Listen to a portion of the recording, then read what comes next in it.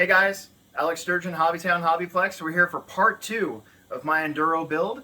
This one's going to focus on just a few little mods I'm going to do, getting the chassis ready for the bumpers I want and the body I want. We picked out a Proline cliffhanger, the electronics install, and then we actually have a vacation planned for a few days in Colorado. We're going to get some footage. We're going there and back, and I'll be able to share that with you guys. So let's check it out.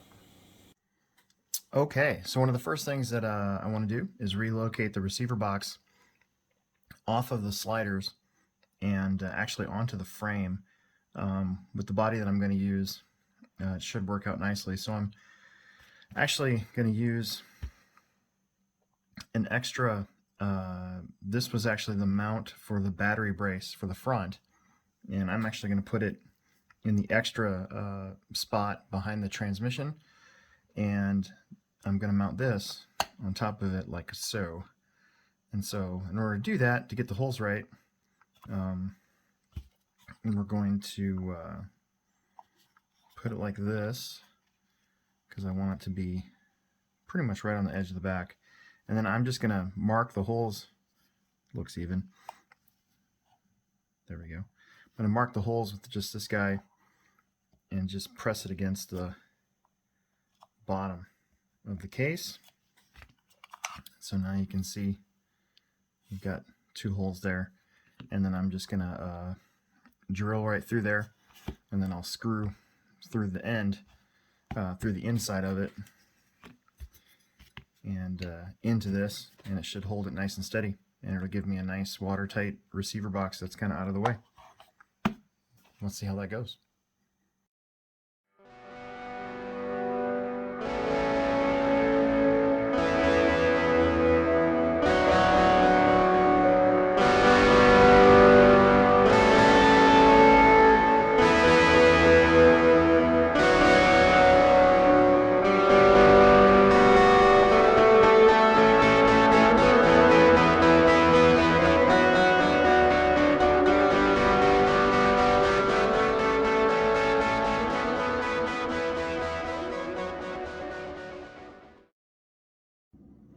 All right, so we have found our body for my new element for this season, and I decided to go with the Proline cliffhanger just because it has, you can see there, the awesome fenders that are dovetailed, and still got a little bit of a bed in back, so I'm going to be able to put some stuff. I might be able to find some 3D printed stuff, maybe have a roll bar or something like that, give me those extra points. But I am, yeah, I'm excited to get this thing on there. Now we can mock up what the truck bumpers are going to look like. Kind of came to a standstill for a little bit just because I didn't have the body, but now I do, and let's see how it turns out.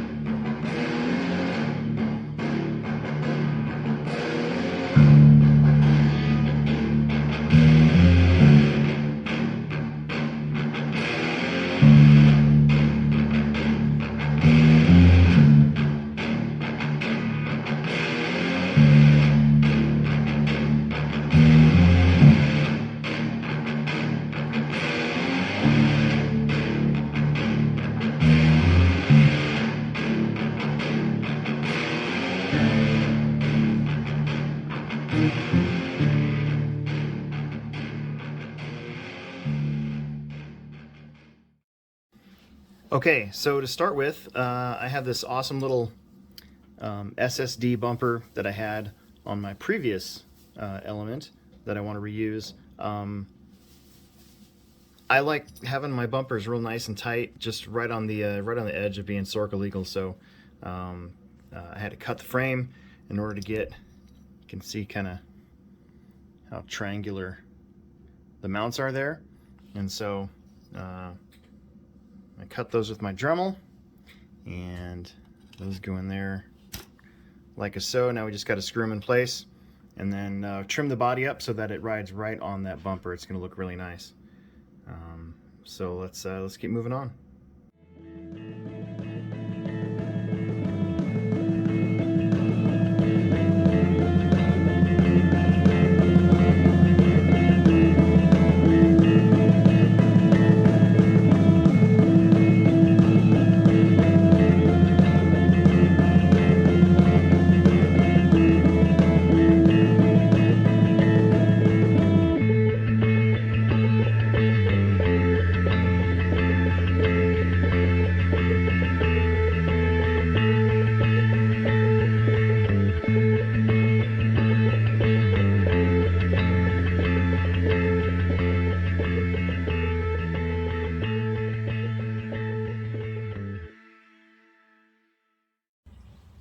Okay, so with the front bumper, my goal was to get my cool Wordy made bumper as close to the frame rail as I could, just so that I could have a really nice approach angle and so everything looked nice and tight on the truck. I don't really like anything hanging out too far, just because it gets caught up or hung up on stuff. So what I did was I flipped that front bumper mount around, and then I dremeled away parts of it so that it could slide in, but also the final step was to Dremel away the underneath part of it here so that steering would still be fine. So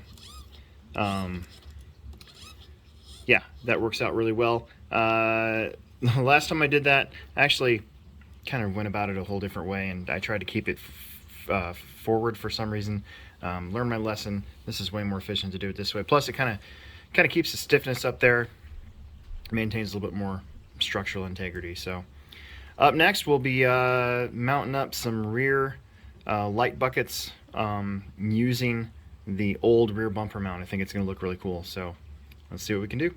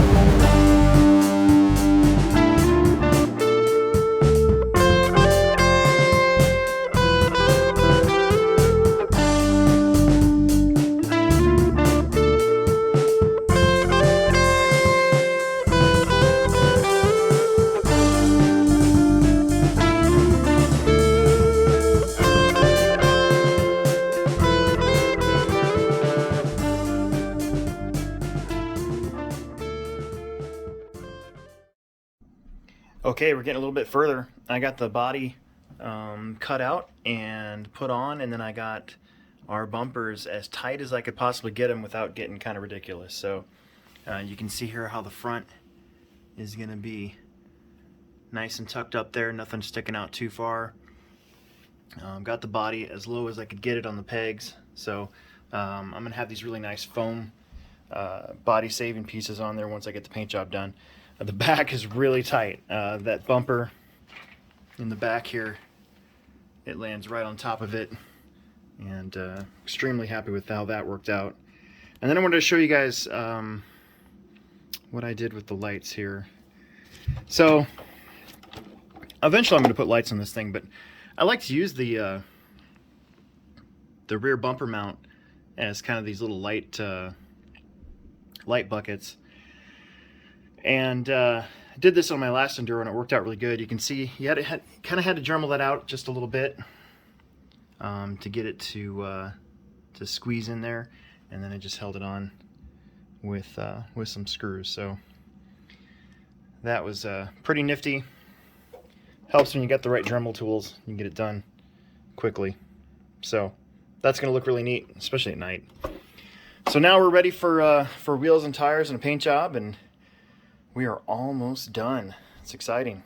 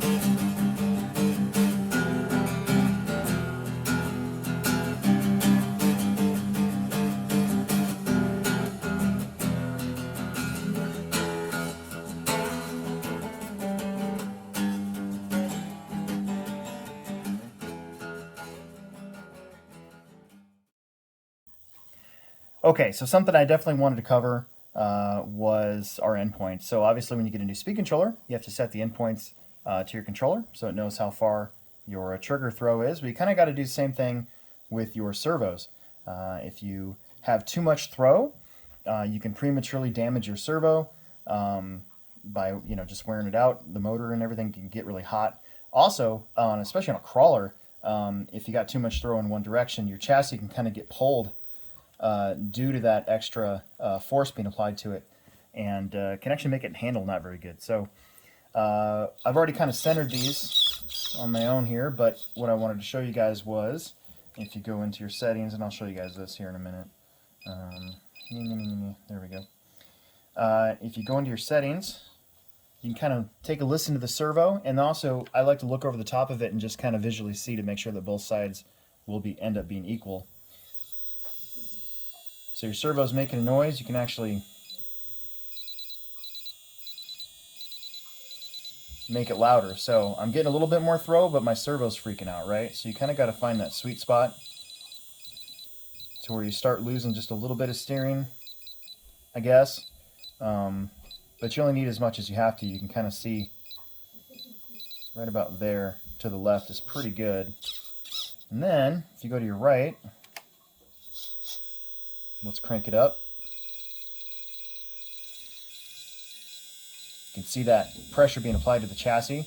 Well, now we're going to turn that back down.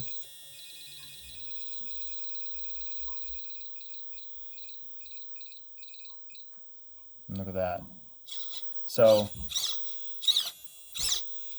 now we've got pretty good steering on both sides, and the servo's not getting stressed out too much. So on a Sanwa, I have my MT44. You can see right here that it's in your settings and your endpoint adjustment left and right, and you can turn the wheel and isolate each one of those, and you can change it with your roller here.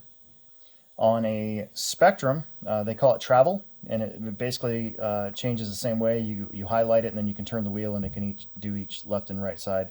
I believe Futaba is pretty close to the same way as well. So just keep that in mind. That'll save you some servos and keep your crawler acting the way it's supposed to. We'll move on.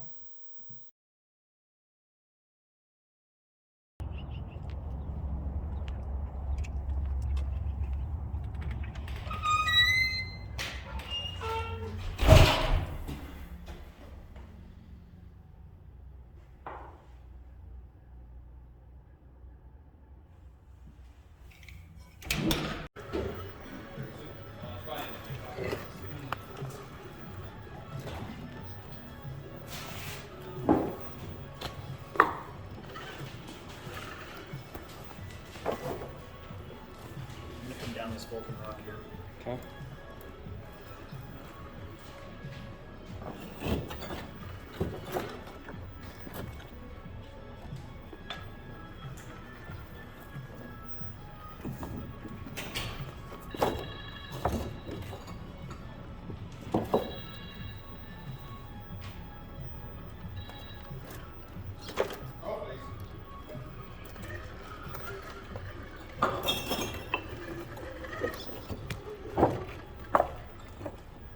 I'm digging the brushless motor, dude.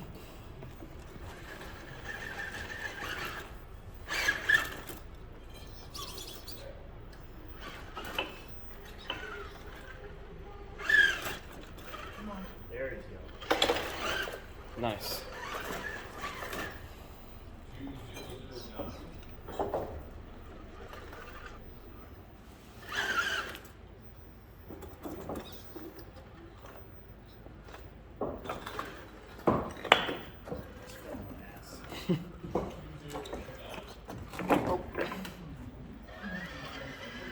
It's hard to film.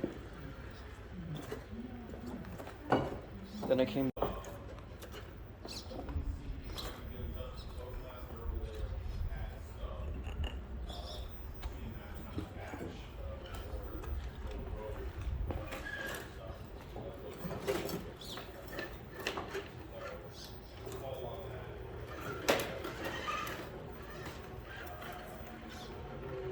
Here comes the hard part. I kind of like rode this down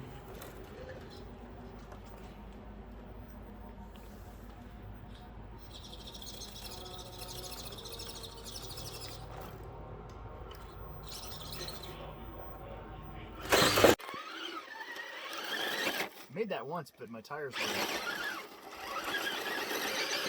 much drier.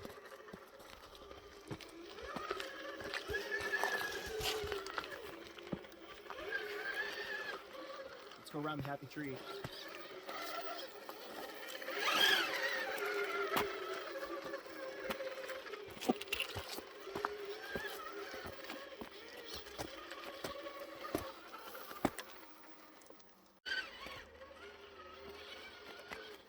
This is going to be hard. That's pretty steep for a scale collar.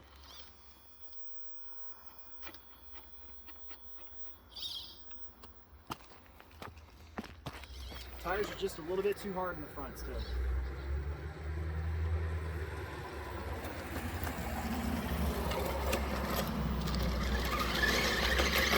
Yeah. Nice. Nice.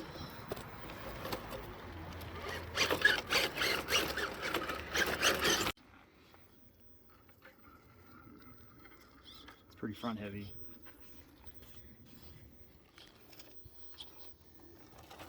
Oh boy. I don't know.